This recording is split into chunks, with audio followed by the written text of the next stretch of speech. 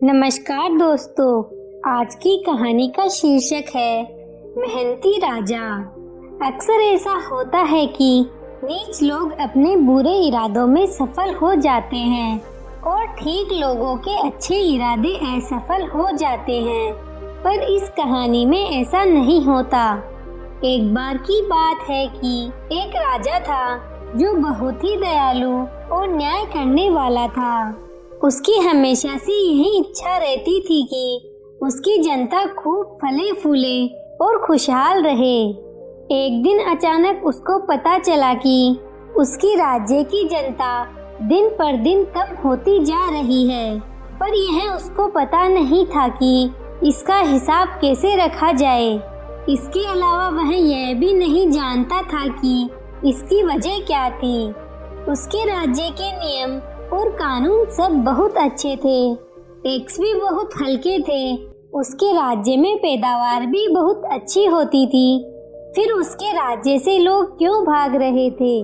इस बात का पता लगाने के लिए एक दिन राजा ने एक फकीर का वेश बनाया और अपने देश में घूमने लगा। अपने इस घूमने के बीच उसको पता चला कि एक जिन उनके राज्य के अलग अलग शहरों और गांवों में आता था और जहाँ भी वह जाता था वहाँ के आदमियों को खा लेता था।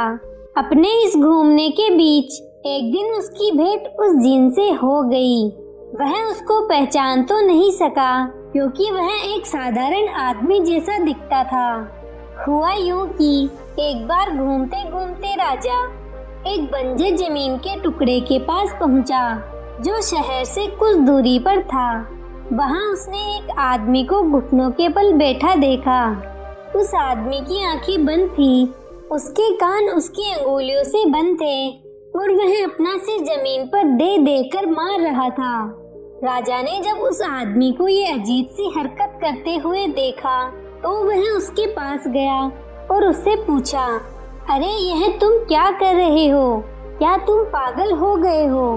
वह बोला, नहीं नहीं, मैं पागल नहीं हुआ हूँ, बस थोड़ा ध्यान कर रहा था। मैं अपनी आंखें बंद करता हूँ ताकि मैं ऐसा कुछ न देख सकूं जो मेरी आंखों को नहीं देखना चाहिए। मैं अपने कान भी बंद रखता हूँ ताकि मैं ऐसा कुछ न सुनूं जो मुझे नहीं सुनना चाहिए, और अपना सिर जमीन पर मारता रहता हूँ ताकि सब कीड़े मकोड़े मुझसे दूर चले जाएं, ताकि कहीं ऐसा ना हो कि मेरा पैर उन पर पड़ जाए और मैं उनमें से किसी की हत्या का कसूरवार बन जाऊं। राजा ने कहा, हे योगी, आप कहाँ रहते हैं? वह आदमी बोला, यहीं पास में। अगर तुम्हारे पास कोई खास काम करने के लिए नहीं है तो मेरे साथ आओ और मेरे घर चलकर रहो। मुझे मालूम चल गया है कि तुम भी कुछ ऐसे ही आदमी हो जिसका मन इस दुनिया में नहीं लगा हुआ। राजा ने उसकी बात मान ली और वह उस आदमी के साथ उसके घर चला गया। घर पहुंचकर उसने अपनी पत्नी को थोड़ा गर्म पानी लाने के लिए और उससे अपने मेहमान के पैर धोने के लिए कहा। स्त्री को अजनबी पर दया आ गई और जब वह उसके पैर धो रही थी तो उसने उससे धीरे से कहा कि उसका पति किमियागर था और वह उसको मार डालेगा, जैसा कि उसने हाल ही में दूसरे सैकड़ों लोगों के साथ किया है। उसने उससे 3 कुलचे लेकर वहां से भाग जाने के लिए कहा। उसने आगे कहा कि उसका पति आता ही होगा और जब वह आने पर उसको नहीं देखेगा तो उसके बारे में पूछेगा और उसके पीछे अपना शिकारी कुत्ता छोड़ देगा। पर उसको डरने की कोई जरूरत नहीं है, क्योंकि जब वह उस कुत्ते को देखे तो उन कुलचों में से एक कुलचा उसकी तरफ फेंक दे। वह कुत्ता उस कुलचे को खाकर वापस लौट जाएगा। किमियागर उसके बाद उसके पीछे एक और कुत्ता भेजेगा, उसके साथ भी वह वैसा ही करे। वह उसके लिए दूसरा कुलचा फेंक दे तो वह कुत्ता भी उस कुलचे को खाकर वापस लौट आएगा। इसके बाद वह एक तीसरा कुत्ता उसके पीछे भेजेगा, इसके लिए वह तीसरा कुलचा फेंक दे। तब तक वह शहर पहुंच जाएगा और वहां वह कुत्ता उसका कुछ नहीं बिगाड़ पाएगा। कहकर उसने राजा को 3 कुलचे दिए और उससे तुरंत भाग जाने के लिए कहा। राजा ने उससे वे कुलचे लिए और वहाँ से जितनी जल्दी हो सकता था उतनी जल्दी भाग लिया। जल्दी उसने देखा कि एक कुत्ता उसके पीछे दौड़ा आ रहा है। उसने तुरंत ही एक कुलचा अपने पीछे फेंक दिया। वह कुत्ता कुलचा खाने में लग गया और राजा आगे भाग लिया। इसी तरह दूसरे और तीसरे कुत्ते के साथ भी हुआ।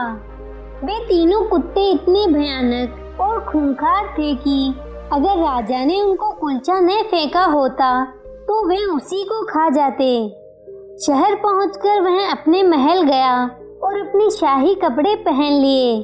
फिर उसने अपने सिपाहियों को बुलाया और उनसे किमियागर को जाकर मारने के लिए कहा और उसकी पत्नी को उसके पास लाने के लिए कहा। राजा के सिपाहियों ने ऐसा ही किया। इस तरह किमियागर मारा गया और उसकी पत्नी को राजा ने अपने जनान खाने की देखभाल करने वाला बना दिया। इसके बाद उस राज्य के लोग कम नहीं हुए और देश खुशहाल होता रहा। आपको ये कहानी कैसी लगी? नीचे कमेंट करके जरूर बताइएगा। अगर आपको कहानी पसंद आई हो तो अपने दोस्तों के साथ जरूर शेयर करें और ऐसी ही कहानियाँ सुनने के लिए हमारे YouTube चैनल को सब्सक्राइब करें। धन्यवाद।